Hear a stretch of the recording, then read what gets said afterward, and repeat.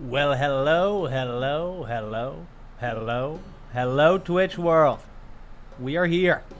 I'm Carpe the DM, chilling with Fuzka. Fuzka, how you living? Oh, I'm doing very well. Thanks for having me here. I mean, such a treat, such a pleasure. Yeah, I don't know if you guys know Fuzka. She runs a really amazing and fun Twitch channel. Does a lot of live play stuff. Is also navigating the IT world like a boss. But yeah, I mean, Fooz, I feel like I have been meaning to get you on here for like 3 months. So I know I had to reschedule at least once. Just typical, playing hard to get, nothing new there. But just thank you so much for just coming on, for being flexible. Yeah.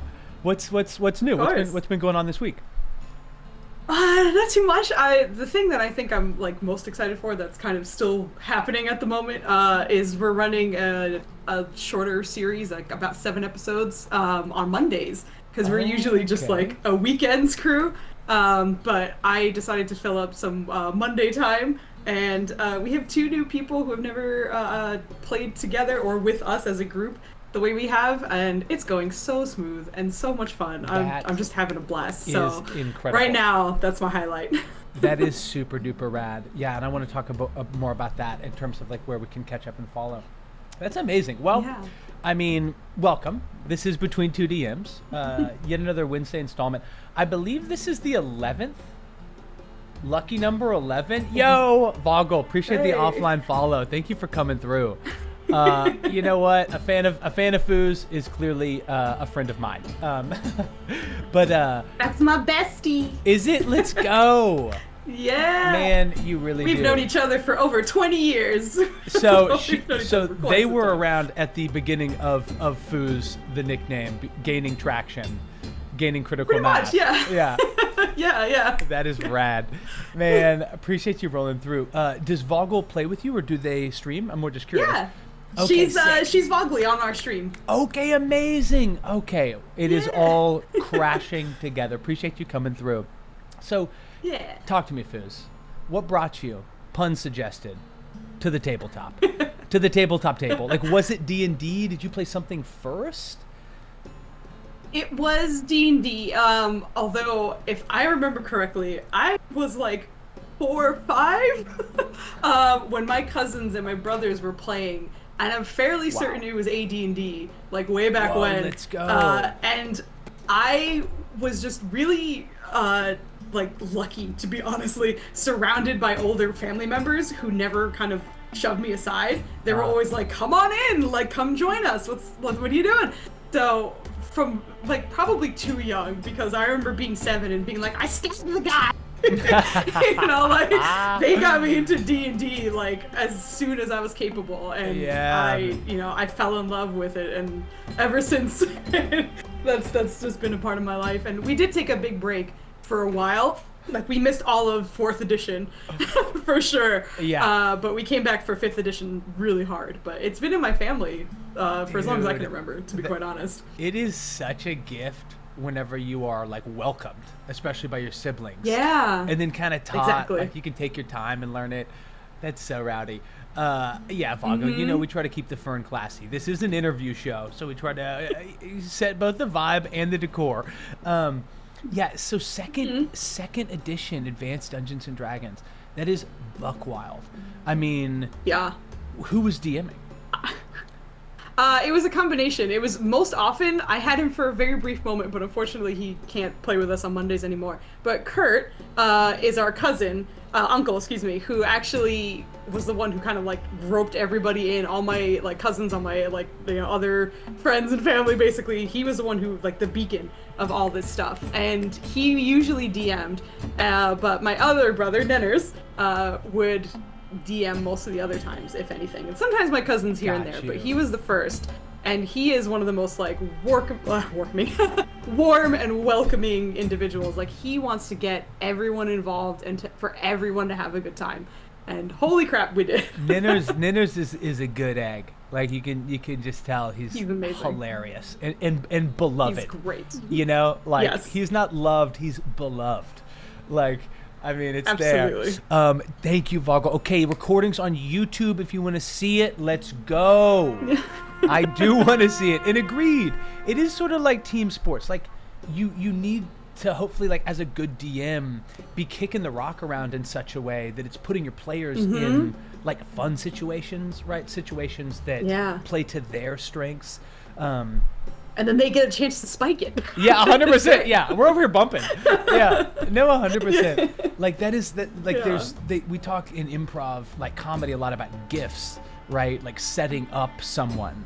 But I think that is, especially with a table you know well and know personally, what can really heighten it and take it to the next level is like, man, I know how Ninners probably is going to play his wizard in this situation. How fun would it be to put this in his way? Or, you know, have like a young wizard that's like starstruck by him, or whatever the situation would be. That is so good. He made flowcharts because I don't understand how to fight her. That's hilarious. Yo, Kits, thank you for rolling through. Appreciate the support. Appreciate you dropping in. You guys are legends. Same thing with you, Insomnia Knight. Apologies for not saying what up earlier. I assume these are Fuzka truthers. Thank you so much.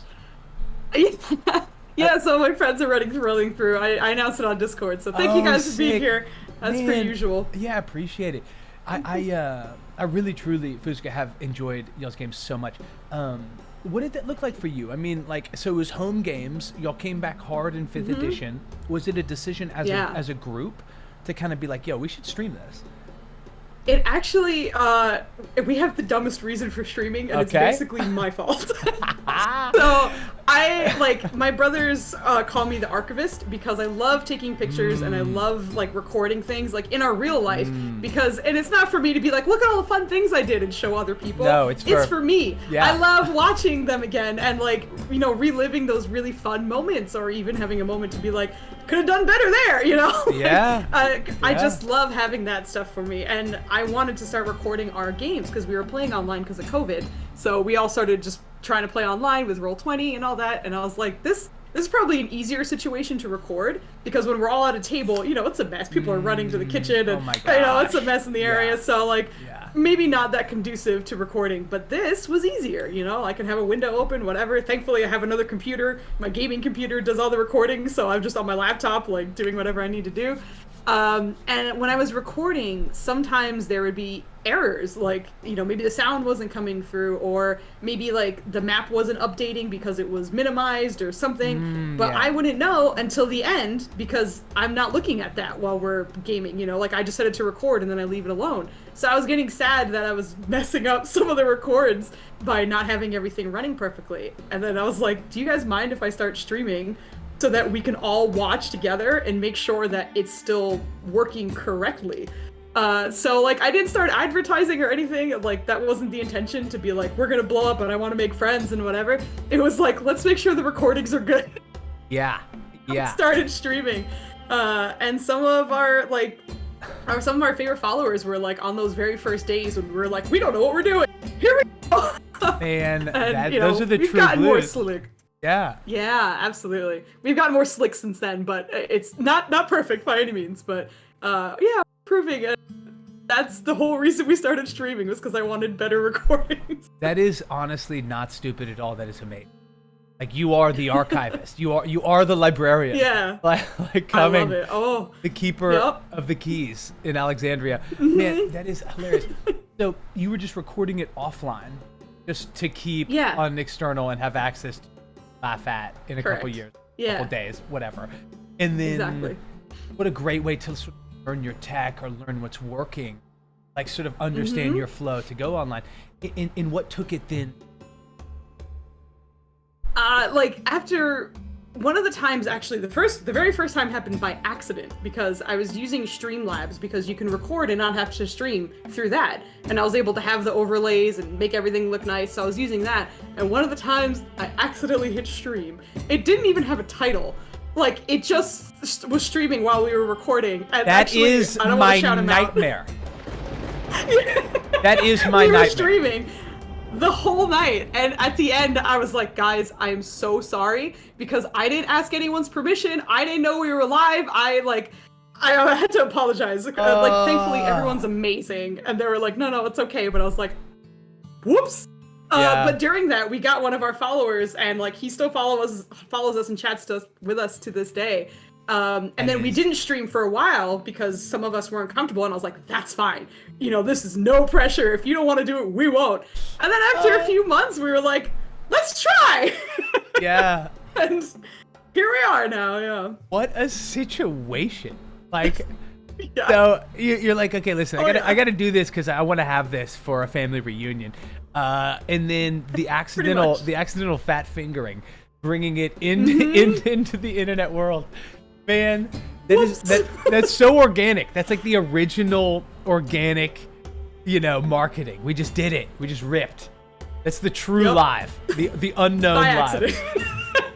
Yeah. Thanks for giving us agency. Indeed. I could see easily some people rolling back and being like, whoa, wait a minute. Like, what happened? But no, that's so sweet. Gosh, Fooz, that's amazing. Okay, so you started as a player first. Then you became sort of like kind of a co-DM, a joint DM. Even on y'all's channels, like you and Ninners will kind of rotate. Is that like, do you think, I mean, is that just one of those beautiful organic holdovers from what now? I mean, is it as simple as that? Yeah, honestly, I think Nenner's always, thankfully, because he's the biggest brother, I think he always had these sort of leadership qualities, and like he loves storytelling, so like he just always felt like such a really good DM from the start. And I had like, even though we got out of D&D, I kind of stayed in like the role-playing realm, in the sense of like I was doing like text-based role plays and like every now and then like stupid like improv things. But like historically, like you do text-based with like on Discord? Yeah, like with friends, like back then it was on AIM. Yo. Like AOL Instant Messenger and all that. So give me 2 seconds, hold up. I kind of, sure. Audio cutting in and out. Ruh-roh. Hold up, I got you. Okay. That was shorter than a bull ride. Hang on. We're all set. I think I know the issue. I appreciate that so much. I realized that halfway through. I'm like, oh shoot, is that the wrong? We should be good to go. Yes. But please keep the boy posted. And I'm so sorry to cut you off, Fuzka. So Ninners is taking the lead. Ninners is the one that's sort of like manning the ship, right? But is that absolutely? But it seems like it's also because you guys both love to DM, or is it more to give each other some like a breather? I think we're very lucky in that both of us love all aspects of the game. Like, if we're a player or we're a DM, we're happy to be there. Like, for me, I know, like, for DMing, I love it in the sense of, like, being a fan of my friends, because I get to throw them things, and then I get to watch what they do. And then I'm like, this is great! You know, like, I didn't see that coming, or I didn't anticipate that. But they're so creative, and, like, I think a lot of times they are very truthful to their characters. So in a sense, I might have an idea of what the player would do, but the character has its own life, and like I'm such a fan of that, of just like sitting back and watching what they do. Like I'm giving them the play area, like the sand pit, and I get to watch them make, masterpieces. So I love that aspect of it. No, but of course, I love playing people too. Exactly, yes, you can do both. Is the Monday one going to be that same thing where you guys will be rotating? No, that one is just the one setting. So we basically have two like main storylines running. His, which is on Fridays, is called Legacy. And it's called that because those are the characters we played the last time we were playing D&D in high school. Like when I was in high school, he was older. But so I was playing this character when I was like 18, like 17? No, probably earlier than that, honestly. Probably like 16, 17. And when we stopped and when we got back into 5e, he was like, we never finished their story. Do you want to continue? So we're like, oh my God, it's Legacy. We can bring, we're bringing the Legacy back. So that's that storyline continued. And on mine, which is Saturdays and now Mondays, it all takes place in, I just call it difficult terrain, because the original intention was that they were going to go to like various different like lands all over the world, like basically being sent out on like missions, and because all of it was kind of crazy shit they were going through, I like calling it difficult terrain. But for other reasons, they're kind of in one city right now. But difficult terrain is the kind of world that we roleplay in on Saturdays and now Mondays, but very, very briefly. The Monday team is like running alongside of the main difficult terrain. Oh, I didn't realize that. Within the same space, within the same world. Yes. Exactly. Very cool. In the same city. Very, very in the same city. Okay. Yeah. So some toes will be stepped on. Some paths will be crossed. Yeah. And guys, thank you so much for the audio heads up. Please let me know if that's still an issue. Okay, that's incredible. Man, what a gift. I have 4 brothers, and we're all very close. Oh, dang. Yeah, Good. I know, exactly. Just a basketball team. But, you know, one of them is out here with me in Los Angeles, and we have written together for many years. We typically have been, like, writing sketch comedy, half-hour comedy. But cool. I have been trying, like I live with my partner, like we're now no longer roommates as we were for a decade. But and longer than that as kids, obviously. But the point is, like, even just hearing that, I want so badly. Like we're taking a trip mid-November, and I'm gonna put my foot down and bring the player's handbook, 4D6s and a character sheet. And let's go. And we're gonna sort them out. Let's go. Okay, well, so, like, let's talk about maybe in the example of this Monday one. And is that where Vogel plays? I'm just more curious. Yeah. Okay. Vogli is in both of mine. Thank you. So she's in, no worries. She's in Saturday and Monday. Okay, both. Okay, cool. Because I've seen the Saturday games quite a bit. Okay, that's awesome. But in the example of Monday, if you were sitting down, you're like, okay, cool. I know I want to stream this. I know who my players are. I mean, you're let me just phrase this as a question. Are you more homebrew than you are adventure book? Like, what does the planning of your campaign look like as you're preparing a session 0? We are, like, all of the games that we've played have been homebrew. So, like, Legacy and Difficult Terrain and Task Team M, which is on the Monday one, they are pretty much all homebrew. They're all homebrew in the sense of the storyline, enemies, things like that. What we do, we kind of cheat and, like, make our own lands every now and then, but kind of work it into the known, like, Forgotten Realms, Toril landscape, essentially. So if someone still wants to say that they're from, like, you know, Neverwinter or, you know, Waterdeep, they can, but you're in this location, which is mine, or which is like Nenner's, depending on what it is. So there's references to canon things, but what we're running, the storylines, and, you know, in most cases, a lot of the enemies and everything that goes along with that is homebrew. So we love flavoring things. I tend to get kind of bored with, like, regular stuff. So I try to flavor it as much as I can. Yeah. Gervanch, thank you for rolling through. We're chilling with Fuzka. She's giving us a rundown on how she homebrews and cracks off some pretty epic campaigns. But I love you, dude. Bugles up for my man Gervanch. Really talented creator as well. Fuzka, I copy that. Like, that's so intimidating and intense, though. I mean, I do elements of that. I would say there's been very few, I mean, a handful of now larger monsters as I've needed, like, layer actions and some bigger hits. Yeah. I find myself reskinning a lot. And that's just, like, I mean, is that just trial and error? Like, how would, I mean, I feel like a lot of people are intimidated by homebrew, and, you know, and I mean, a lot of it is your experience and your personal makeup, but, like, what advice would you give them in going from 0 to something? I think so much of it is, like, a lot of it has to do with communication. Like, know your audience, like, who you're playing with, and also, like, know what you want out of it, too. So, like, if I want them to have a fight where, like, the intention, first of all, the intention as a DM should never be a TPK or anything. Like, you're never trying to kill them by any means. Like, the intention is usually, like, there should be some emotion or some kind of goal for that fight, right? Like, do you want to build tension because of...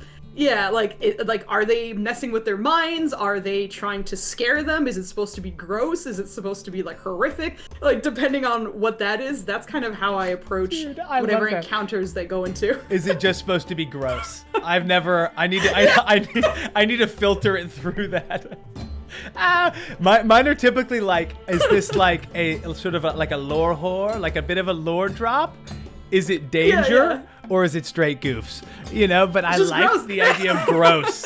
Like, we're going for visceral nausea. Oh, exactly. Yes, visceral, exactly. My favorite moments are, like, like Nenners, as you have seen, is very much a man's man. You know, like it's hard to get reactions from him that are like, ooh. But one of the times I introduced a demon that was like basically a slug body with like human arms as like almost like a millipede situation. So I had like hundreds of human arms, and they were all various different like humanoids, I should say, not all humans, and it was like slimy and sticky, and it had like a pincer tail, and I forgot what the mouth was. I think it was like one of those lamprey mouths or something like that. And when I showed him the artwork, he was like, "That is vile," and I was like, "Yes, I did it." So, dude. Yeah, like, and it had a barb. Yeah, okay, that sounds like a potential barb, like triple attack, poison damage, stun. It was. That is not ideal. And sometimes that's just the intention, is like just introduce, like, because I love horror, so I love the idea of being like, oh god, like, what is that? So I introduced that as much as I can. You know, the Dungeon Master Guide talks about like the pillars of D&D, right? I mean, I think it's roleplay combat, exploration, and maybe world building, something like that, or exploring. But those can be then subsected really successfully to build out what you are trying to represent in your space, in your city, right? In these different environments. I just love the idea of styling something strictly through trying to get a poignant emotion from your players. You know, something that is like, you know, being spun out. Agreed. It loves horror and loves trauma. Classic. Okay, so you're my grandmother. Okay, copy that. I got it. So you're an ancient Italian Welsh woman. Got it. No, I love my grandmother. That's so. But Fooz, like, because truly, I've seen y'all do it. Like the level of play. Like the level of trust, of give and take, right, is maximum. I mean, it's 10 out of 10 at y'all's table. And it truly is. And that's obviously like where we want it, where you want it, and what creates conducive situations to just big plays, big jumps, risks, people trusting each other to fall, etc. And inherent in that is trusting the DM, I think, overarchingly. And I totally like, I love that process of, you know, setting out to build an environment or build a creature with the intention in mind, either to show off an element of your homebrew, or to scare the heck out of your players and be like, this is a dangerous forest, beware, you know, whatever it would be. Right. But how, like, could you give us your rundown of what that looks like for you pre-campaign? Like, I don't need the state secrets. I don't need the nuclear codes. You know, but is it like, okay, it's Colonel Mustard with the revolver in the kitchen, you know? Or is it just as like, it's something to do with Colonel Mustard in kitchens, you know? Or like, what is it? Like, how do you work backwards? Like, what does it look like for you? I think I say that Nenners and I have a DMing style, which is we sit first, like wherever we're doing, it might be like we're actually thinking about the DMing, or we might be thinking about anything, might be washing the dishes, and suddenly we go, hey, wouldn't it be cool if, and then we're like, I'm going to make that a thing, that's going to be a huge part of it. And for difficult terrain, this whole storyline was kind of concocted from like various storylines that I sort of liked and pieced together from different, like, either movies that I saw or even games that I've played in, like in terms of my like text-based roleplay, or many different things that I was like we can just pull these things in together and tie them together in a nice like neat bow, and it'll like cross all the, like, you know, dot all the I's and cross all the T's, for me at least, because I love giving like making sure each of the players feel really involved in what's going on. And that's part of the reason why I have so much trouble with one-shots, because I want more. I want to, like, give them more. I want for them to have moments to shine, or for them to have moments to be like, this is specific to my character. I get to shine in this moment because, you know, whatever. So I want to give them those, I guess, like, pedestals, like, those opportunities to be like, this is unique to you. You know, not like the characters are all here, but your character knows or experienced or is going through something that is very unique to you. So I guess like the really like weird runaround answer I have to this is I think of things that I like, themes that I really like, that I think might be fun for moral dilemmas, or, you know, questions that they might have to ask themselves. And then I kind of tie that in with how do I make sure that they feel special and unique in the opportunities that I give them. And I try and make sure that that rotates. So, it's not just like, this is the golden child, and we only ever talk about that one. So like main character. everyone gets opportunities to shine. And that's kind of what I look forward to. And also knowing, thankfully, I know my characters or my players very, very well. They're either my friends or family at this point for years. So I know what kind of attention they might like. So that also really helps. But for the times where I've DM'd people that didn't play with me for long, I ask them specifically. I'm like, what do you like?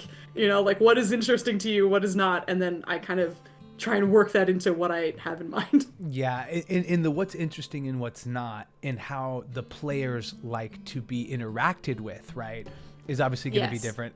And I love that. I feel like that kind of plays into Insomnia Knight's comment, what's D&D without player drama? 100%. Like, as a DM, I feel like you're trying to take that potential either backstory drama or foreshadowing potential, distill it, right? And then appropriately dose the dish, or whatever the metaphor is we're using. Hilarious. Horror, that's the theme. Spiders, okay, copy. Despair, okay, thank you very much, kids. Oh my gosh. Garvanch, bro, I'm doing well. I really am. I just got done with so much editing, and I could not be happier to be chatting D&D. It's been way too long. But I owe you a Discord, Garvanch. I appreciate that. Fooz, that's amazing. Yeah, you accomplished that sort of balancing out, that sort of metering out, right? I have a bunch of questions that stem from that, but I more want to stay briefly on topic, because in kind of my main home campaign, we play on Tuesdays. They have just, and I think you were there for some of this stream, a couple weeks ago, 3 weeks ago, we really moved from this micro kind of day-to-day to pulling it back, and sessions would jump days at a time, a week, and it was to allow them more player agency to return to their hometown, finally see their uncle in Waterdeep and make amends, do whatever they, mess about and go do whatever, before they really moved into the third act of the campaign. And it has, of course, I'm now calling it the Storm Chasers go to college, because everybody just pew, went opposite directions. Yeah, left. And it's been super rad, but it has been way more work. It's been one of those things where I have no problem with that. I more mean the work of needing to make sure that I'm balancing it out. Because you don't want to give somebody half an hour and then spend 10 minutes on something. And not that it's just about time, right? But it's one of those things where, I don't know. I just think that is something I wish I'd heard sooner. And it seems so self-evident. But that you really do want to, even if it's just session to session, but certainly if you're homebrewing a campaign, make sure that you're being equanimous to some degree with how you're tying in everyone's backstory, making everyone relevant. Because otherwise it's we have to save this person's family estate, and other things are happening. And you know what I mean? It also depends on the players, because some might not want that much attention too. So you have to find out what's appropriate for each person. And I'm very lucky because everyone is also very considerate of everyone else. So many times my players will be like, am I hogging the spotlight? Do you want to talk? Make sure that you get a chance too. And I'm very grateful for that. They're very thoughtful. Yeah. There's an understated importance for a DM, I think, to sometimes really know when to kind of clam up and kick the ball back silently, right? To set someone up and then be like, what do you do? How do you respond, hero? Exactly. Let's go. I'm so happy, Garvanch. Good for you, man. Congrats. And yeah, guys, we do have this little hoglet moving around. Whoa, hoglet. There he is. There's the donkey boy himself. We still have, I believe we do have a bits thing going called Find My Dog, which I'm hoping someone unlocks during a video game stream. Because I'm gonna find that rascal. Okay. That's awesome. Fooz, this is truly, every time you answer a question, it gives me 3 more. I've thrown away my template. Template's out. We will do the rapid fire. But What do you think, like, it just, if, in the sense that some people sit down before they start a new job and go to someone that's worked in the field for 10, 15 years and be like, hey, what should I know? What don't I know? Can you help me? I'm starting doing this. And I'm curious, like, you have been around DMs, you've collaborated as a DM, you've also run your own ship in a bunch of different ways. Things like listing and balancing your player, balance of Spotlight. What are some kind of tools in your toolbox? What is a short list of things that you would, pass on to a new DM? Just, I know that's like an enormous question, but the apportioning of time and the apportioning of importance really is a big one. I'm just curious if there's any other that you can think of. If not, I think for if me, not, we'll end the so stream. much of it. Yeah, we're done. That's it. I got nothing. I know a lot of it for me is I watch my players, or if I'm not the DM, I watch everybody as much as I can, like on the video stream and such. So like whatever's going on, I am staring at their faces. I'm trying to read body language and see, is this gelling? Is this not? Like, should I move away from the scene, or are they feeling it? Do I just? So I think a lot of it, and I definitely miss that, because being at a physical table, you can feel that energy. I know. That is an atmosphere that like you cannot reproduce online. But online's great too. We have so much fun here as well. Yeah. But I think a lot of it is like to the best of your ability, of course. Like, read the room as much as you can, but also don't be afraid to like take daring steps. Of course, knowing that everything is okay, like knowing that you're not stepping over anyone's boundaries, of course, always keep that in mind. But if you know that this is an okay thing, you have a green light from everybody, and like, yeah, maybe they are gelling really, really well, but maybe this is the time where you introduce, I don't know, the explosion that's happening in the back room or something like that. Like find a time to kind of like find that disruption and like make that again something that they can like focus on. But I'm constantly staring at people's faces. Like, honestly, that really helps me when I'm playing. No, that's wise. I mean, that audience awareness is another. I mean, not that like. It's like improv is the most important reference point in my life. No, but like that sort of that touch point. I mean, be it in a job interview, be it touching base with a client, be it certainly at a table. That's like the most important thing, because it is collaborative, and it's not like you're putting on a one-person show. This isn't strictly performative. You want them to be engaged. Like you want them to be vibing. Man, and it's easier to do in person, but is definitely doable online. Yes. And 100%. Yeah. I mean, I know I'm just sort of like labeling what you just said, but it's to help me like remember it and take it in. But that idea, you're like, yo, John, are you stealing my ideas? I just said that. I'm like, another important one. Classic man in meeting. But like, you really do need to understand pacing. That feeling of when things can slow down, when things, even if they're going well, kind of need to be sped up, or can be, the moment can be further heightened by punctuating it with something, with some disruption. Man, I love that. Have you ever, just because I'm curious, like I began on a module, on like as a DM on a 5N module. Have you ever DM'd a module? I have. Oh my god, it was like forever ago. It was when I was actually like at college, and I was playing with some of my friends then, and that was like 3.5 if I remember correctly. Okay, sick. And at that point, I was so rusty with the rules, and like my friends weren't terribly interested, but I was like, "You're gonna love it. Let's try." Busted out some stuff, and we started playing there a little bit.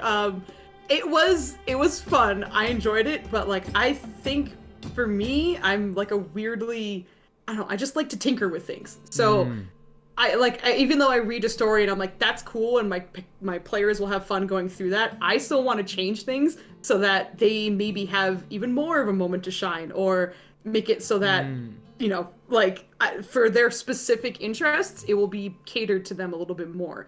Or heighten the stakes a little bit. Whereas if something is supposed to be a little kind of like simple kind of interaction, I can make it more dramatic, like maybe that person knows someone's past and is suddenly showing up in the situation, then it's like, oh no. Yeah. That's a lot more than, what was just supposed to happen. And I think that's kind of where I struggle with them. I give so much credit to DMs who can run modules perfectly. I don't know how you do it. I cannot do it. Dude, what does it even mean? I am right? I mean, I'm like, so impressed. I mean, that is such a funny way to put it. Like, to run a module perfectly. Yeah. I don't mean to disparage it. Like, that's like because like I like to definitely like do it right. And I think it might have been Deceased Goblin. Man, it might have been KP. I'm not sure. Somebody came through and basically was talking about, like sometimes I get hesitant. Perfection doesn't exist totally. And you don't want perfection to get in the way of like complete or actually accomplishing. But that idea of not wanting to get in the way of the module, of what had been written, I think they were running, I forget, it was something I hadn't run, so I wasn't super familiar. But, yo, Microcosmic, let's go. Get in there. Oh, they got. Yo, I love it. Actually, and Micro, if you could step forward, please. If the perfect specimen could step forward. Thank you. No, but that idea, yo, Micro, get in here. Appreciate it. I understand probably you're a Fooz stan. That makes two of us. Appreciate you, man. He plays with us on Mondays. Is he part of the Monday crew? Let's go. He is. Yeah. Okay, I'm going to have to scope out more and more of that. I appreciate the support. Appreciate you rolling through. I've been a fan of Fuzka and her DMing for a while. I'm jealous of you guys getting to play with her. And Nenners. He's incredible. Yeah, and Nenners as well. Okay, well, I forget what we were even on. But running modules and running being able modules, to do exactly. it well. Thank you so much. Yeah. And that feeling where you're like, okay, cool, it was written this way. It was described as the NPC being this way. It's a dark and brooding human. But that freedom to make it actually another turtle because you have a turtle in your campaign, to tie it in and make that human a member of the same infantry brigade that your fighter soldier background is from as well. Like, do that stuff. Like, do that shit. Yeah. I mean, just because it's so, it connects and it heightens. And I'm glad you reminded me because I just wanted to also speak to one shots. Mine are always like 3-4 shots. I'm like, I'm so sorry. Yeah. I can never, I'm so sorry. I need a month. We have a curse. We cannot like run a one shot. Like the only one that I did run successfully was 5.5 hours. So I feel like that's not a one shot anymore because that's a very long period of time. You guys ran a 10K. Yeah. Yeah, exactly. Like that was very long. And at the end, I wasn't even describing things anymore. I was like, you hit him, keep going, let's go. We're trying to get to the end now. And yeah, we had an attempted one shot last weekend. Oh God, what is time? And yeah, it didn't end. Yeah, no, I mean, agreed. You should call it the never just a one shot or something like that, Vogley. Yeah. But part of the problem hard. And this is why I wanted to bring it up was that we don't, or a DM rarely has enough of a backstory or of an agreed upon narrative with each player to do those personal kind of punch ups. The alternative can sometimes be that the world is so defining to the characters. Like you're doing a plane of 9 hells, and so it's presumed that everyone is sort of like a demon lord, to some degree, and has had some wild background, some tortured history. But I feel like the only time a one-shot has seemed feasible to me has been if I'm willing to do like a condensed 4-page backstory rife with plot points to then try to weave in, and that doesn't always feel as organic unless I'm going to sit there and play with the player. Well, whatever. And I always have like that horrible urge to be like, oh my God, I could do this as well. Like I always want to add more to it. So even though it's a synced like storyline, I'm like, why don't we expand on that? Wouldn't that be cool if they had to do something else with this guy? And I struggle so hard to like, I also in general, I tend to not love short stories. Like I have trouble with them because I'm like, I want more. Like this is cool, but give me more. Like in general, the short like format, I guess, for any storytelling, I struggle with. Yeah, dude, so, that is so good. I've never been good at one-shots, never. That's a hysterical moment. I mean, just like recognizing that, you're like, this is not enough. We got to keep going. Not for me. Okay. No. Well, I'm curious as someone that is almost always fully responsible for their worlds, because sometimes like in Dragon of Icespire Peak, I'm like, all right, bros, I'm about to roll a d20, and it might just show up where you are. This is a mechanic. Yeah. Don't put this on me. Have you ever killed a player? Like, are players dying in your campaigns? Yes. And only one died. and, Sorry, were you yeah. still Well, asking? no. Who was it? Actually, it was Vogley's character. Oh God!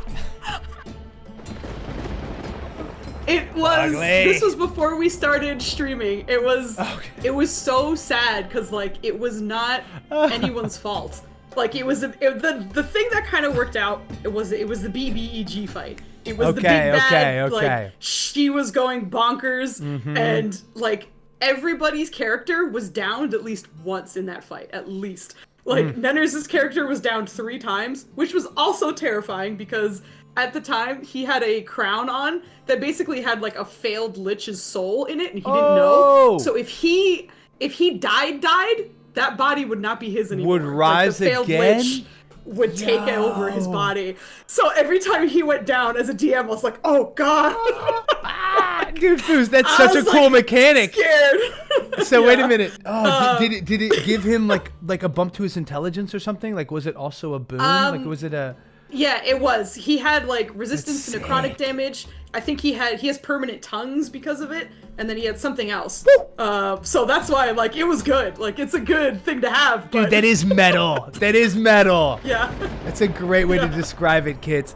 Dang. That's really rowdy. Yeah. And I could see Ninner's like low-key just geeking out over that. That God. But poor Vogley's character was the one that got it in that one.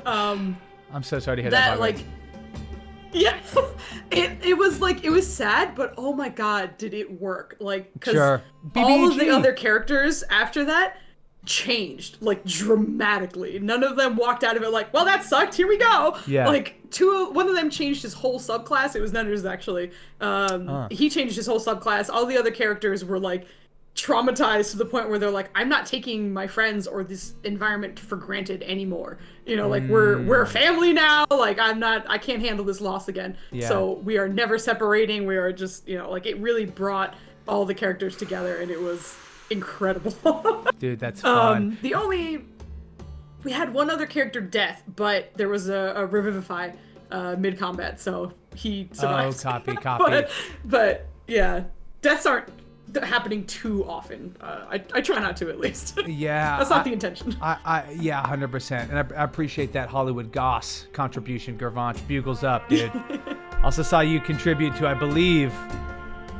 Did you do the audition one as well? Because that one's going to be spicy. I think you might have done all. I appreciate it. Anyway, you're my boy. But no, 100%. Whenever that goes down, Fuzka, it's sort of like you're not setting out to build an encounter. I mean, some are meant to be very, perhaps deadly and more dangerous or something. But, like you're not just like, I mean, obviously the roof collapses, the party dies or whatever. I mean, that sucks. Right. No, never. You know, but those moments where the dice are failing, and particularly with the BBEG battle, I mean, you're basically throwing something that oftentimes they haven't fought head on. And so is throwing things at them that aren't known, aren't like anticipated. You know what I mean? That I think is so nice. Like, I love that as a player. Like, as a player, I that agree. for me is whenever I'm like, ooh, you know, I'm like about, you know, I'm about to like text whoever. I'm like, yo, the 7 o'clock plans are off. Boink, like phone off. You know, like, shit got real. Like, boom. Like, you know what I mean? Like, I need to lock in the, and I love that. I love that when the stakes feel particularly like real. Vogley, yes. You also want to find Marlo the Hound. I appreciate that. So we talked like a little bit about, you know, like what it takes to be a good DM, and now I'm curious because we both play quite a bit, and I feel like we both like, I mean, enjoy that aspect, don't want to give it up, you know, but also I mean, just having seen some of the streams where you were a player, and also I just vibing, you know, just hanging out with you, I could see you like knowing what a DM needs and being able to speak that language to a degree. Yeah. What's a short list of like how somebody can be a good player? I think that's a lot. Another question that I'm trying to parse all my answers into like something that just makes sense. Yeah, you have to consolidate. Yeah. Exactly. Like, I think most of the time, anytime there's dead air, and it's not because, like, oh shit, something heavy happened, I'm looking around again at everyone's faces and seeing if their mouths are about to move, and if they're not, then I'll have my character or something around my character happen. So, you know, like, there's something to go off on, because not that no one's interested, it's just at the moment they might be considering many different things, and not knowing, like, there might be that sort of, like, analysis paralysis of, like, what do I do? What do I do right now? Yeah. You know? Yeah. And even if it's something stupid, like, a lot of times it is me, like, handing it off to someone else. Like, if something happens and I think my character isn't great for that, but I know, you know, my other friend, that character is perfect for that situation, I might try and set something up where it's like, hey, this looks like it's up your alley, or, you know, like, try and throw it in their laps to see what they do, and give a chance for them to have some of the spotlight as well. Yeah. But I think otherwise, in general, I think I just love details, so I love taking notes and, like, being on top of things and trying to keep things organized that way. So a lot of times when Nenders is throwing lore at us, I'm, like, going through my pages and I'm like, shit, we met that dude, you know, here, and blah, blah, blah. So I don't think there's any DM that hates a voracious note taker. Oh, man. Anyone who is actively keeping up with things, doesn't mean you have to study it, but, like, if you have it written down, that is so helpful. For, like, any DM. It is. I mean, it's like communicating, and it's also a little bit uplifting. But you talk sort of about those risks, like those moments where you're, as a DM, like, okay, that chest is a mimic. They're about to open it. Here we go. Yeah. You know what I mean? And sort of, like, you know, just committing to that moment. Those are always super fun and super kind of, you know, scary. But I feel like there's a little bit of that whenever you, as a DM, are offering up another, like, connector. Like, you're offering a reference point to someone that's maybe not clear.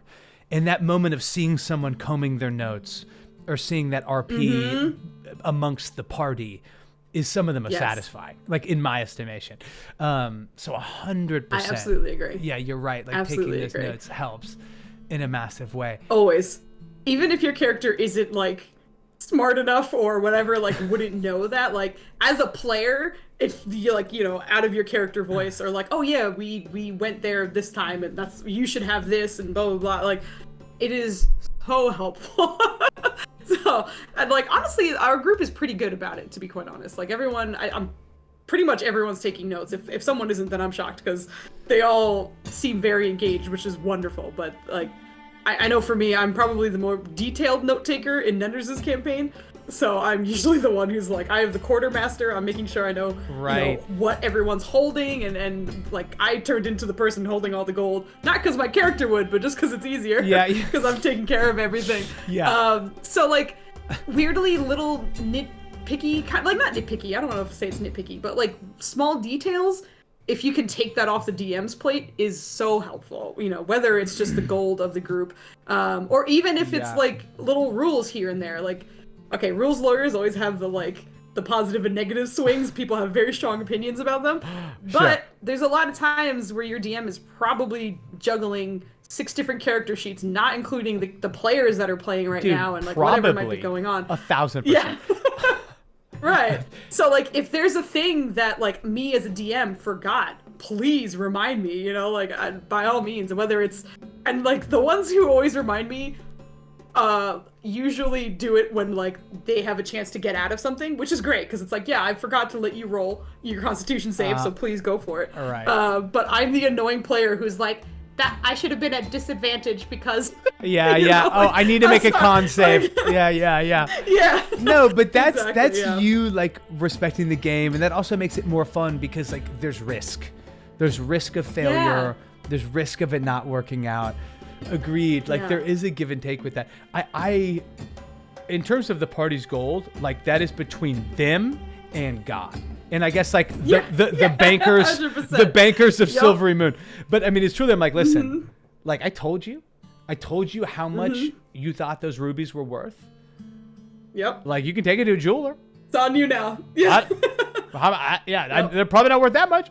But it's the same thing with with items, with magical armor or stuff. Because like I keep track of everything, but it's so much more helpful if the player notes it and has access, so that you're not having to flip back, you're not having to kill game time, much less air time, like in your case. Exactly. Like, because that's like, a big deal too. Even the smallest stuff, the smallest things. If there's anything that you can reliably take off your DM's plate, fucking you're a hero. It's great. They're probably dealing with a lot right now, so small things, big things, whatever. And this is again, like I'm just sort of, it just kind of gives me some ideas, almost for a DM and for a player. Like there is that, that common reference point of yes anding, right? Sort of taking something, yes, and also whatever. But there's also no butting, where it's like, no, but Scooby-Doo, you know what I mean? And like that to me, I think is both something I think is a huge necessity as a DM, where it's like, no, you can't ride the were-rat, but but like it's trying to eat you. This isn't a rodeo. We're not in Tennessee, but like but like but that also can be a nice way for a player, in my opinion, to kind of RP in a fun way, to stay in character and kind of rebuff something, but then either provide another option or, try to haggle an alternative, like, they're not going to pay for it, but they will go and kill the beast themselves, or, like that always sort of warms my heart, where I'm like, all right, well, like at least you're throwing a bone. Like, let's see, like, roll a persuasion, you asshole.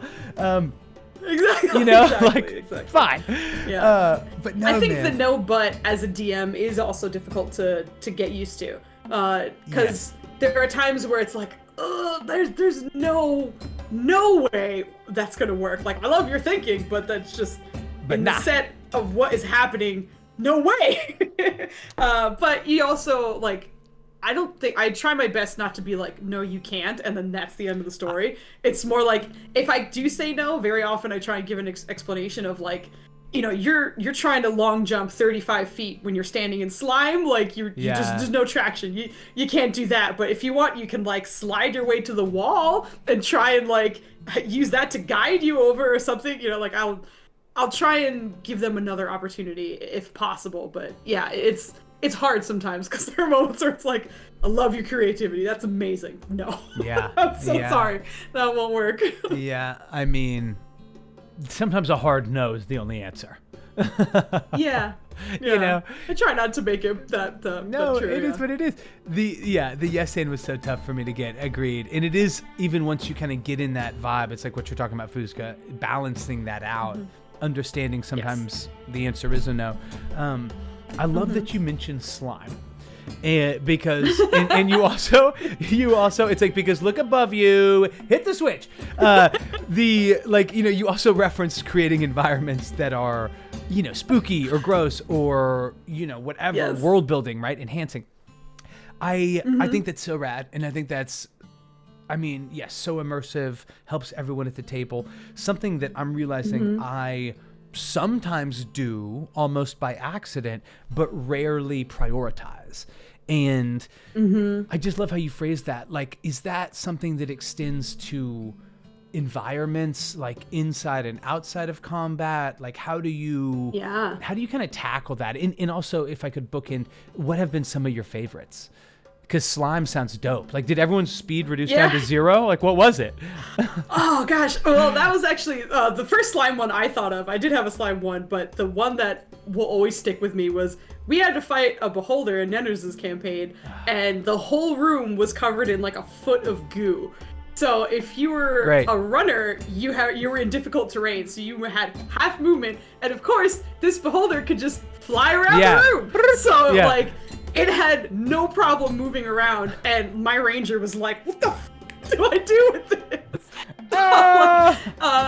Like, it changed the whole fight, because like, you run into this fight, and for me, I'm like, all right, I have to get on top of this beholder and start stabbing it, start doing, maybe cast a spell here or there, like figuring out what I'm doing. But now it's like, this is a whole new element that I now have to like wrestle with, essentially. And that was like the slime one that really stuck with me. But for me, For Claws of Cosvena, actually, it was something that I ran. It was originally part of Difficult Terrain initially, and then I wanted to run it as like a short thing on Girls Run These Worlds. So it's currently going. It's almost done. But in Claws of Cosvena, there's a constant like fungal issue. So there's spores that are going around. So the maps that I use have mushrooms on them, and if someone gets too close to them in their positioning, they have to roll Constitution saving throws, and certain things will start happening. I can't say what because they're about to go into that fight very soon. Let's go. But there's also like they stack as well. So the first thing might not be that bad. Second one, it escalates or things start changing if they fail more of those saves and they're near. But being away from them means that they're probably closer to the danger. So they have to kind of like weigh the balance of where they want to stand and who they're fighting as an enemy.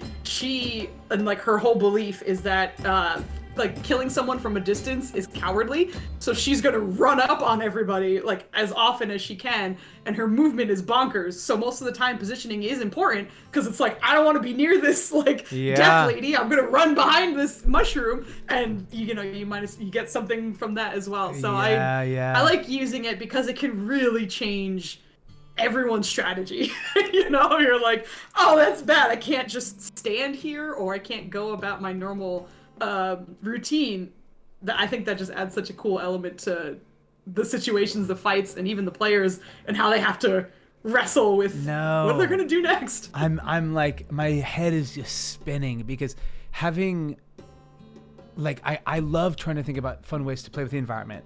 It's oftentimes but for me it's oftentimes some version of either moving something, removing an element, an in combat key lever or something that like, are you going to attack? Are you going to commit an action? But most of the environmental build outs for me are doing damage or doing something weird like that. Like, I love the idea of imposing a status. Like, I mean, it sounds like these mushrooms might, cause some poison damage, but maybe if they fail by 5 or more, they also are paralyzed until the end of their next turn or whatever it would be. Like, stuff happens, but I can't. Oh yeah, no. Dude, listen. Whatever you have is better than my half pitch. I'm now just like thinking, because I'm like, dang, now I want to find something that, like, what would be a cool environmental effect that could blind somebody? Like, I guess if it's at night, it could be flashing wear lights. Could be some sort of like. I mean, I had they're in the desert for my current campaign, so they've run into sandstorms. Oh shoot! More than once. And they had to fight through that where they could only see out to like 5 feet or something, and most of the time they were fighting like undead creatures who do not need eyes or eyesight. Wow. So that got very interesting as well, because they were like, we're close together, we don't know what's happening. Oh my goodness. Dude. I definitely like throw a lot of crazy things at them. This happened very recently. It's not an environmental thing, but it affects the environment of each player. So, long story short, they're fighting a demon who is known to kind of mess with minds. And what was his name? I forgot his name. Okay, anyway. Oh, he was the Nightmare Shepherd. That's what he was. So I love that. Shepherding souls. That's the spicy. Yeah, pretty much. Exactly. So he had a cone effect that was huge, and they had to make an intelligence saving throw, and if they failed, they had to roll on a chart that I had that had every other player character name on it. And if they failed and they rolled whatever number it was, in their mind, that character died. So that character is not on the battlefield anymore, and they cannot see or target that character. And they are now dealing with the grief of their character, or their friend probably died at some point. And just not here. That is like insane. I mean, what the hell? It was That's so wild. But wait a minute, dude. Wait, has this already happened, Fooz? Yeah. Okay, shoot, man. I might hit you up on Discord and be like, can you clip me or can you direct me? Because that sounds insane. Vogly, trauma. Yeah, no doubt. Definitely messing with the mind. But wait a minute. Is it like, did you then on the map? I guess you just told them and that was enough. But that is wild. That is wild. They had to keep track of which characters they couldn't remember. So like one of them, she works there at the place. That is so good. One of them, she failed 3 times. So she thought that like 3 of her best friends were dead. And like, again, couldn't target them. And I remember the very first time some of them failed, Flandy, who was playing one of the paladin in that, he looked like super panicked, and he starts like typing to Nenners at that time, because those two are kind of like the main healers of the group, and they're like, if we can't target someone because we think they're dead, we can't heal them. Like, that could be a problem, you know? Like, so seeing them like have to scramble with that. Oh my god, it was so much fun. That's a brilliant way to handcuff somebody out of meta. I absolutely love that. And Kits, you are killing me with this. She likes to hurt the players. I love that. Spiders, trauma, darkness, and don't think I missed that, Kits. Has anyone tried eating these mushrooms? I'm there with you, baby boy. That's a great idea. Let's investigate. It's safe. I definitely Go have. For it. There are mushrooms in some areas of like the Muirwood in yes, Vogley, thank you. I'm gonna scope that. Thank you. But in like the kind of the old school Silver Marches like homebrew campaign I'm running, one of them, there's mushrooms that are like can heal, mushrooms that are like poisonous, obviously can do some harm, can be used to harm someone else, and then there's mushrooms where you just rip, you're out there. Just blast off. Yeah, you're not here anymore. This is Major Tom to Star Control. But man, that is awesome. I would love to see that. And that's so clever, Fuzka, because I think you know, combat is truly important to D&D, but it is relatively important from table to table. You know what I mean? Yes. And I think that sort of getting back to maybe the beginning of our hang, but that idea that everybody's going to bring a different skill set, everybody's going to sort of have a different way they want to tackle it, in a way they want to be interacted with, and I just feel like it's really, really wise. Like I try to do that more and more, but you are just doing that at an even higher level with combat, and oftentimes it is like the environment. Like for me, it's often like the just, you know, oh shoot, like the Oliver Twist character is like caught in the hayloft, you know what I mean? Like, you know, I mean, it's not that bad, but like, I mean, I really do. I want typically my players to feel like they're in a play, and it's typically like like the third act of like Henry IV or something. Like people are dying, tons of gray area, but you put together these action thriller horror movies, and like, and that's like, that's dope. And then another really cool, you know what I mean? Like truly, like it's another. No, it's amazing because those are like the 3 things I love more than anything is action, thriller, and horror. So like, I've never had it put so succinctly. So yeah, well, that's it. It is 100%. coming through. Yeah, I mean that's like radiating through. But it just goes to show, like, you know, if you're a new DM, if you're an old DM, whatever, like. That's partly why I love running this Wednesday interview, is to like kick it. Like I've enjoyed following your content forever, but it's great to just kick it. But then I get all these cool things that I can like sort of, you know, borrow, you know, I mean, I more just mean like, it gives me so many more ideas where I'm like, that is so cool.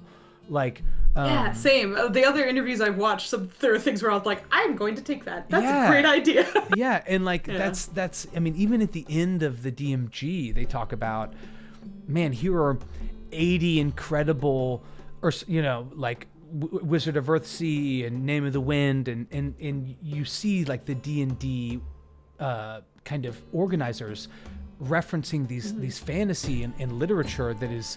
Just like anything, just part of the shared canon that we're like, I mean, I don't know. It's helpful to hear how people do it, because you see ways that you could do it too. Always, yeah. I love that. That's super, super rad. Okay, do you ever roll for events off table? Do you ever just like, are you not sure if the dragon made it back and ate everybody and you just roll? Or do you just decide? I'm just curious. Well, if it's like off camera stuff, or off camera, like if it's something that's happening in the background, that stuff is orchestrated. Like I have a timeline in my mind for that, and I kind of keep track of what's going on with that as they're doing things. If they do things to influence that, then that will change, of course, like timelines of whatever's going on in the background. I won't say anything specific, but yeah. Yeah, I know. they definitely influence what's going on depending on what they're doing, whether their characters know it or not. Like there are times where they know like this is directly tied to what we're doing and we're interfering. But there are times where they are unaware and they're kind of, and like that actually worked. Something that they're traumatized from forever ago when they first got to the city.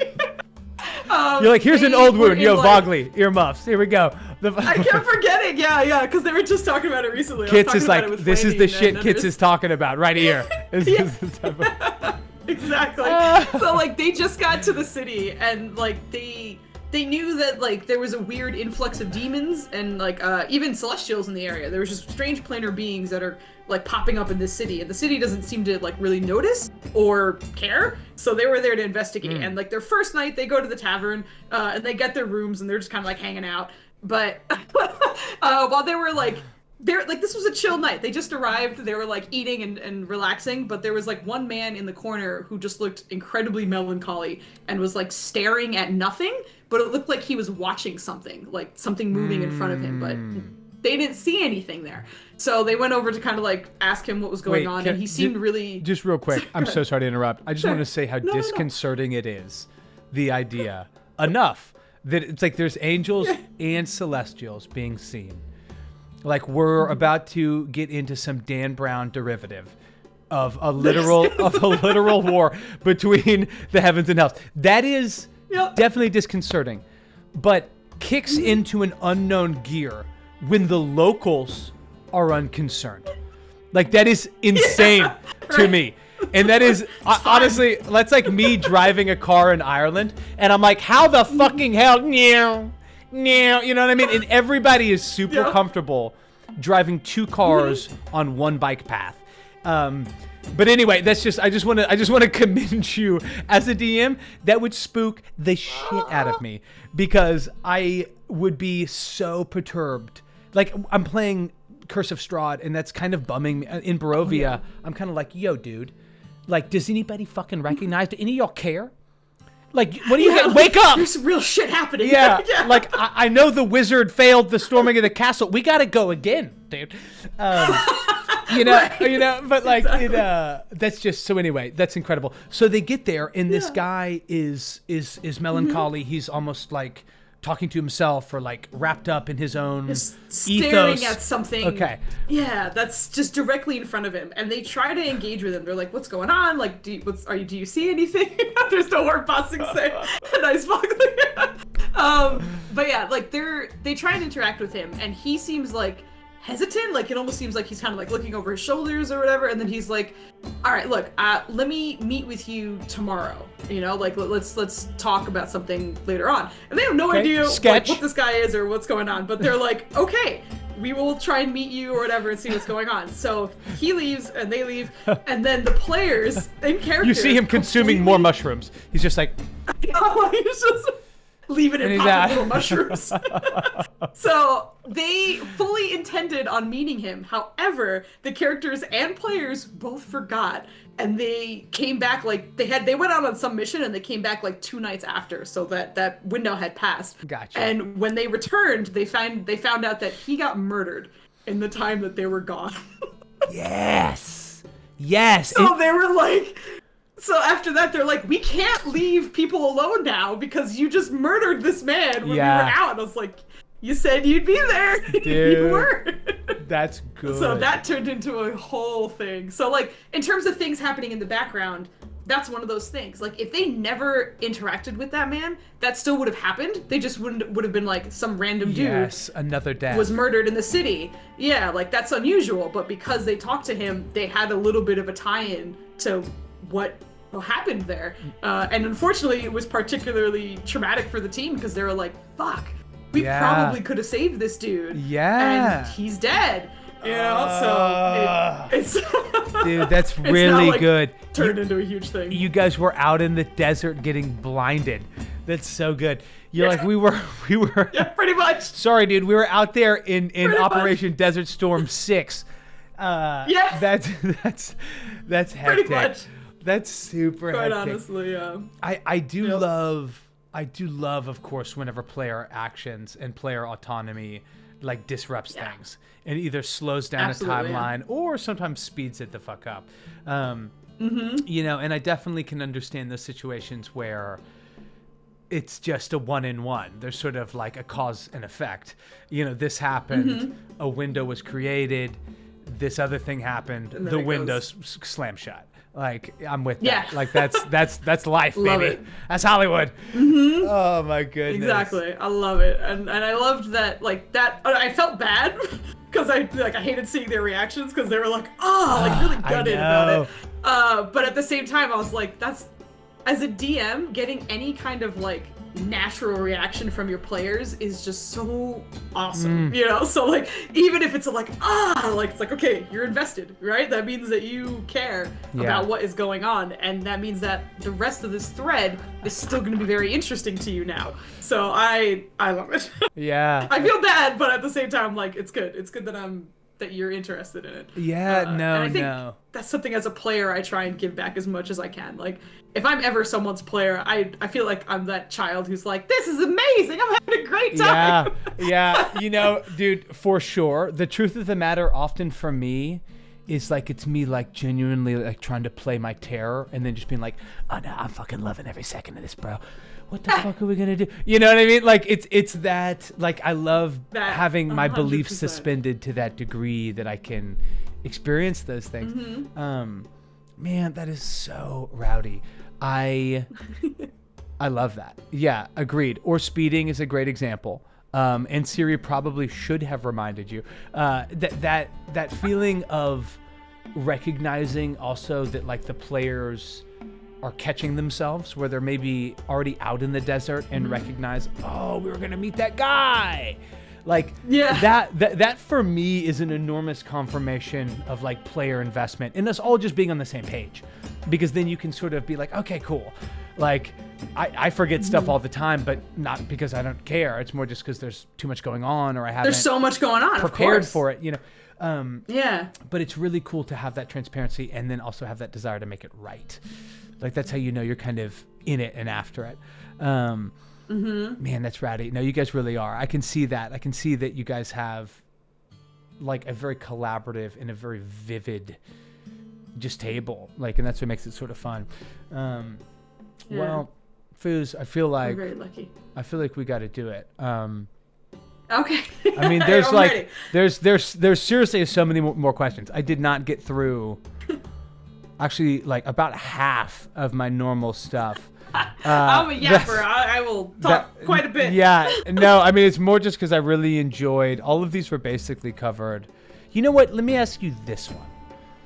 Just because like, and I some of these are so like, now it's on you. Give us an answer. I guess that's the nature of an interview. But like, what is just for you, Fuzka, or honestly, maybe a moment where Ninners, and it was you as a player, but just a kind of a lore drop or a twist, like a reveal that for you was super satisfying, or you felt satisfaction just from how well it landed? I'm more just curious. Like, toot your own horn for a second. Yeah. Thank you. No, I appreciate it. I'm trying to think of the last sort of bunch of information they just... Oh, okay. There was one that was a little more subtle that I think they're just starting to kind of get recently. And that has to do with, again, like the city. The city that they're in, it's a desert city, but it's positioned around an oasis that never goes down. It never fluctuates. It's always the same amount of water, and it's always pure. So the whole city lives off of this water. And relatively recently, the paladin was thinking about, like, he started kind of seeing or being able to connect with the environment in different ways, because he's a Oath of the Ancients, so he's a nature paladin basically. Cool. And there were times where he was trying to like connect with the nature, and he was just kind of struggling, and he was like, I guess it's the desert. But now he's starting to kind of like see and recognize some things in the area that he swears were kind of like different. And he was able to kind of piece together that it was probably the exposure to the water, because of the time that they've been there. The more water that they were around, drinking, bathing in, whatever, it's affecting them. So like, it was a really subtle drop, but like when that happened and he was like, oh, Yeah, because that's the only source. That's like the only source of water. Exactly. Damn. So they don't he doesn't have much more information than that, but that was one of those things that I had, forever ago when I first made the environment, and I was like, I don't know when that will hit, but I'm very excited for when it will. Yeah. It's like one of those plot threads. Agreed. Like I did that four shot with the Drow with Sierra, but it's because I knew that there was going to be this big like explosion in a city in the north, and that's what kind of gave me the idea where I was like, man, I want to see if there will be also another kind of successful Drow attack in this other city, so we'll just play that. But that moment as they're kind of meandering, and I knew that it was going to happen around this festival or whatever, and it was honestly like kind of nice to have that train coming down the tracks and be the only one knowing about it. Yeah. You know what I mean? Because I'm sort of like, well, okay, like you guys can leave town. You're going to hear about this. I mean, I'm more just saying this all to myself, but it's beautiful when those moments do hit. I could see that being super duper satisfying. That's rad. Absolutely. Well, cool, man. Well, let me, I guess, tell the good peeps. Guys, I appreciate all you guys that have rolled through. Vogly, Gravanch, Kits. I do this on Wednesdays a lot where we sit down with just, veteran DMs that are just kind of dropping knowledge bombs, just dropping casual knowledge bees. And this is truly like my favorite part. It's an area called Rapid Fire. It's basically a set of binary questions. Rapid Fire. Sort of like. I stole this from you. Did you? Let's go, dude. I did. Let's go. I haven't seen that. It on cheese. Our interest of cheese. Yes. At the end, we rapid fire things. Dude, okay, I haven't missed. I stole this from you. Dude, okay, keep stealing, of course. Yeah, I mean, I've only seen the one cheese. I gotta be there for the second. That's so rad. But, like, I mean, as you know, like, there's really no wrong answer. But just go with your gut. Go with the first thing that pops out. Obviously, I will judge all of your answers extremely harshly. But technically, there are no wrong answers. No. Okay. Question 1 of the rapid fire. Standard array, point buy. 46 drop lowest, or straight 3d6 for character creation? I use a custom point buy, but if I'm not doing that... Wait, so break it down. Sounds like that's the answer. Yeah. My custom point buy is I give them a pool of points, almost like Lay on Hands, where they have a pool and they can put those numbers wherever they want. And they start at like 5? Like a 20 in one. They can start wherever they want. Like, if they have a good reason for a character to be below 5, I will let it happen. But if they really wanted, they could have someone with like a 4 charisma. Yeah, that's but like hilarious. a 20 dexterity. So that's usually what I do. And how big is the pool? It depends. If it's going to be something that is like shorter, I usually give them like 70 points or maybe 75. Cool. If it's like a more involved or something I see going on long term, usually 80. But that's roughly around the area that I get them stuff. Very interesting.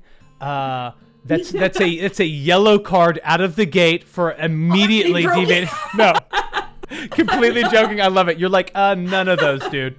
None of those work. Yeah. All right, I'm going to a more more traditional. I love it. Yeah, the homebrew queen. She's like, no. Okay. Yeah. Giants or dragons? Oh, I've always liked giants. I'm gonna go giants. Go! As soon as you hesitated, I was like, she's about to say giants. Oh man, okay, that's coming down the pipes. Yeah, I was gonna ask frost or storm giant. Storm giant. Storm. Yeah, they're storm the giant. sickest. All day. There is a storm giant cool. that is central to one of the main homebrew, and they have just awesome. walked around him, and they've now heard about some of this stuff, and I cannot wait for them to come face to face with him, because several things will click into place, and I know they're going to be just kicking themselves. They're going to be like, oh fuck, and I'm just not going to say what I was going to be like. That's right. Music to a DM's ears. Exactly. Okay, giants it is. Storm giant it is. Okay, dungeons or dragons? I like dungeons. Oh, I like Let's dungeons. go! It sounds like I hate dragons, but I It don't. does. It really does. I'm like, should I even ask the dragon subset questions? I'm going to do it. It's rapid fire. Red dragon or blue Yes. dragon?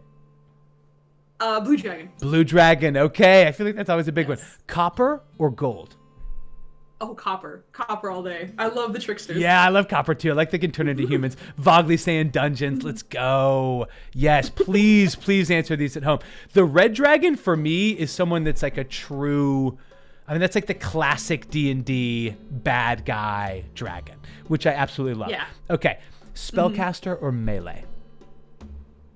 Oh, if I had to choose, oh God, caster. Yeah, Caster? Let's go. It's a tough call, but one that has to be It asked. is. I love my ranger. My ranger's the thing, but she's both. I So, know, caster. and like there's Yeah. some paladins are kind of both, but if your feet are to the fire, okay, D100 or D12? I like D12s. D12. All right, looking for the Yeah. weight, trying to roll some Yeah, damage exactly. up. Golden melee for So Vogley. I love it. satisfying. Yeah, exactly. You're like, and I rolled a 12. That's the best Yeah. feeling. Okay, if we're rolling D12s, then are we looking for a great axe or a great sword?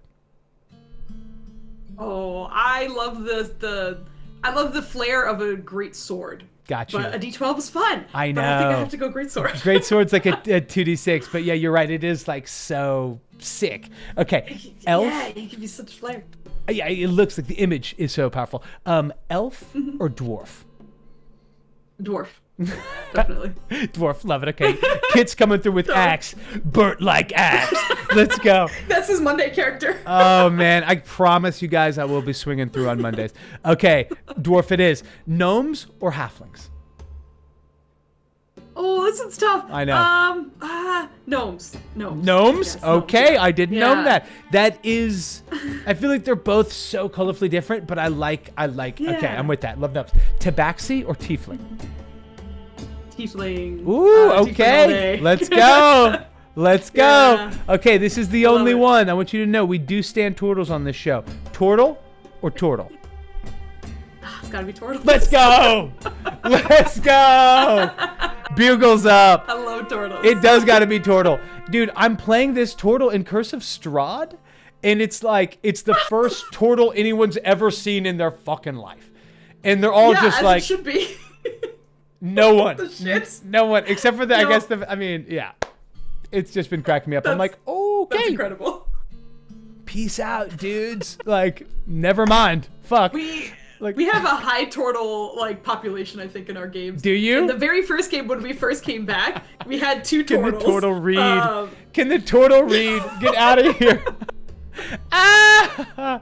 Oh man, Vogley, I'm sorry that you caught that gnome pun. I thought I slipped that. That is so funny. Look, if we're speaking in Sylvan kits, yeah, dude. If the book is in Sylvan, yes. All right. He's making fun of. We had a turtle in a Humblewood game. I don't know. Do you know the Humblewood? I don't know setting is that a from, setting? Yeah, it's a setting from Cobalt Press, and Okay, actually, cool. I forgot to shout him out. But Flandy is one of our players who also DMs on occasion. So anytime he is DMing, it's in Humblewood, which is basically all these anthropomorphic animals in a woodland kind of setting. Cool. And That's awesome. Nenners wanted to play a turtle in that, so he did. And my character is a hedgehog wizard. Let's who go. is just kind of a big bookworm kind of character, and they by accident they forgot to give Nenners' turtle the regular, I forgot what it's called. I think it's bird folk, the humble conversation, the humble language. That's what it was. Oh, I so thought he could. I thought you meant So the he birds can and the only bees speak- conversation. But okay, yeah. No, no. It's It's the actual languages they're called. It's like bird folk. I think it's genuinely what that language is called. But he could understand it, but he couldn't write it. But he was supposed to be able to. They just forgot to put it on his sheet.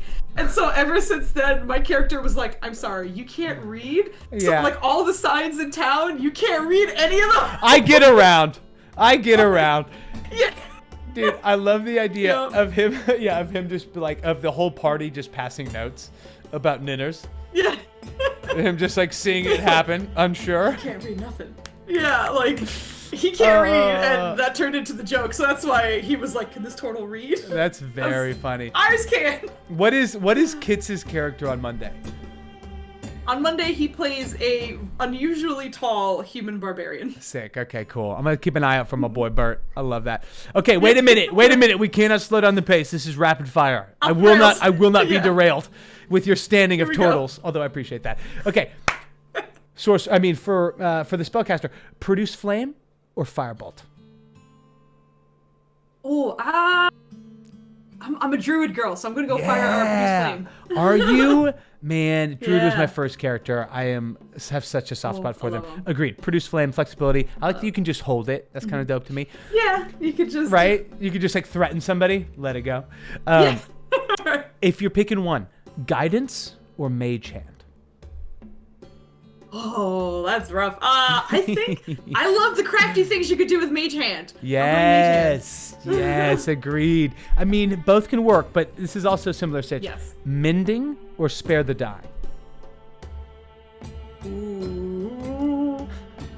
Spare the dying. Got you. This one for me has been like maybe the biggest separator of DMs. Because I've had DMs that are just like mending. Let them die. I'm like, whoa, that was cold. That was really absolutely stone cold. Like, okay, cool. Respect, mage hand, and spare the dying. I personally would probably go spare the dying myself. Fireball or lightning bolt? If we're taking one from lightning bolt. Lightning bolt. Love it. Is that because of like the imagery, because of the range, like? I love, like, in general, across everything, I love lightning. Like, in Star Wars, the chain lightning. In Warcraft, I was spamming chain lightning. Like, lightning is my shit. So that's also why I was like, Blue Dragon all day. Dude, 100%. Lightning. I love it. Agreed. I have a Tempest Cleric in the campaign, and it's actually been pretty incredible. Like, reading it pre-campaign, I was like, You can actually see my little Funko Storm because I love lightning so much. There's Storm right there. Let's go. You're like, also, I've got a Funko Storm to my 6 o'clock.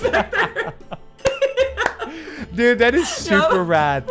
I don't know if I have a motif through line like that, but I love that it's lightning, and I'm glad that I know that. Yeah, lightning bolt's amazing because it can go so long, but also the 5-foot width is not insignificant. Like, you can catch some peeps in there. Okay, lightning bolt it is. Mass suggestion or charm monster? We get niche, Fooz. Ooh, I think mass suggestion, because that has a bonkers timer on it. Like, I think it's 24 hours or something that, like, after you fail, that's it. Yeah, I mean, until you complete the task. But no, agreed. Right, it is like you are pretty much dominate person for a day. That's crazy. Suggestion is very intense. Okay, fair. And more than one person too. You could have you could just talk to 5 people and be like, build me a house. And then for 24 hours they will build you a house. Yeah, totally. Nuts. Can you imagine when like the 2:15 rolls around again and they're just all like, the fuck are we doing? Shit. God damn it. Exactly. Like, fucking hell. Honestly, I love that as like a B or C plot as a high level sorcerer. That is just constantly getting work done. You know what I mean? Yep. Like, okay. Hunter's Mark or Hex? Oh, I love Hunter's Mark because I'm a ranger. But Hex has so much flair. Unfortunately, I have to go Hex. Because Hex, let's go. You can always add things to it. Like depending on your subclass. Like, you can teleport to them sometimes or give them crazy. It's Hex, unfortunately. I've never played a warlock to high enough level to really get into it. You're right. There is like a flexibility to Hex. I have such a soft spot for rangers too. The ability to track for 24 hours for me is also an equalizer. But you're right. That teleportation, et cetera, is dope. Okay, Fey Realm or Planar 9 House? Fey Realm, let's go. Yeah. Okay. I love my tricksters. Right? Yeah, exactly. Yeah. Anytime a pixie enters the chat, my heart swells. Same. Wizard or sorcerer? Oh, I used to have a very easy answer for this, but I think I'm leaning towards wizard now. I used to be a sorcerer lady all my life. Wow. What caused the shift? I'm leaning towards wizard now. Vogley going source. Because when I was younger, I was like, wizards are boring. All they do is read and whatever. And Sorceress is like, this is cool. They just like, it's like the X-Men, right? They just like wake up and they can just do some shit. You know, I'm like, I loved that about it. But the more I feel like wizards, just because of like their dedication to the craft, I feel like so much can be tied into their characters, right? Like, how did they get into that? And like, what kind of a student are they, right? Like, are they that person who is like very studious and dedicated to it? Or is it more like, I just need to learn this so I can protect my friends and not die? Yeah. You know, like, are they stressed out all the time? Like, I think the need, like, weirdly enough, being tied to the like the mundane study part of it, I think makes them interesting characters, for what I've seen at least. So I've really kind of gravitated towards that lately. That's a really great answer. I've kind of been on a similar journey where like a deeper respect for the struggle of yield wizards. Okay, fighter or paladin? For me, fighter. Fighter, let's go. Nothing wrong with the traditionalist. In that vein, you going cleric or warlock? Cleric. Cleric, let's go. Yeah. I didn't anticipate that. I love that. Yeah. You know, I don't think I got this. Who was your very first character? I know it like might have been like the classes were different, but was it like a thief, a priest, a fighter? No, I've been fighters a lot when I was little. When I was little, Cool. I was a fighter all the time, pretty much. The very first one that I can remember, because again, I was playing when I was very, very young. Right. I can't remember all of those characters. The very first one that I genuinely remember having a lot of agency with, when I was probably like 9, was a centaur fighter. Ooh. She was really cool, and the one thing I remember from her mostly was when I rolled a 1, because I had like some charger feat of some kind, because I was like half horse, so I had like a spear, and like if I charged and like with my horse legs and stabbed them with the spear, I would get like extra damage. So I was like running across the battlefield to go stab this one guy, and I rolled a natural 1, and I was like, dang it! And I remember my brother, Nenners, was DMing at the time, and I remember him just viscerally describing how I like slid on the blood from like someone else's kill, and that's how like the tip of my spear like just barely missed his nose, and I was like, but it was so cool. Yeah, your hooves are just skidding out. Yeah, I do love centaurs stone, as well. As soon as centaurs kind of roll up, it does feel like old fantasy. It feels like Tolkien, kind of like classic. Almost nostalgia. Exactly. That's dope as fuck. Okay, last one in that vein. Druid or ranger? I know I have it's a to tough choose one for ranger. you. Ranger? Yeah. Let's go. Ranger. I have been wrong in my expectation almost every single time, except for the Fey Realm and Spare the Dying, maybe. And I love that. I absolutely love that. I would have gotten Storm Giant. I did know that. Okay. I lied because I do have one more question of the rapid fire, and it's a big one. Yes or no? Should cats have dark vision? Yes. Yes. There it is. Oh my god. I play with my cat at night. Like, he will chase something, and I'm like, I don't see shit.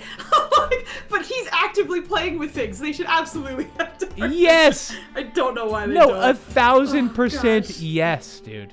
Completely agree. And I know they say, like, there's low light vision. I'm like, no. I've seen my black cat play in the blackness of night and know where everything is. He can see. Agreed. I mean, like, or you're coming in and a cat just zips through the darkness, through your legs into the thing and is gone.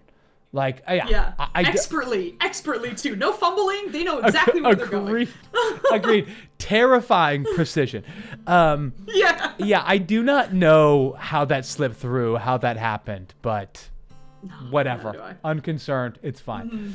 Fuzka, you're amazing. You are now off the rapid fire hot seat. You have done it. Hey! You have made it. You have crushed it. We have made it. Like, truly, this was amazing, man. This was like exactly, I mean, what I knew it would be, but it was just so much fun. And like, I love hearing how you do things, because I've seen them happen for so long. So it's fun to kind of pull the curtain back a little bit. Yes, definitely. How can we best, support you? Like, how can we best find you?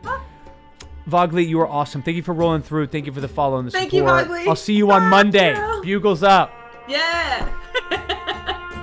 Well, I'm on my Twitch here at Fuzka, and then on Twitter, which is mostly me just kind of like spreading the love and showing other people like who I think need to be boosted or focused on in some way, retweeting lots.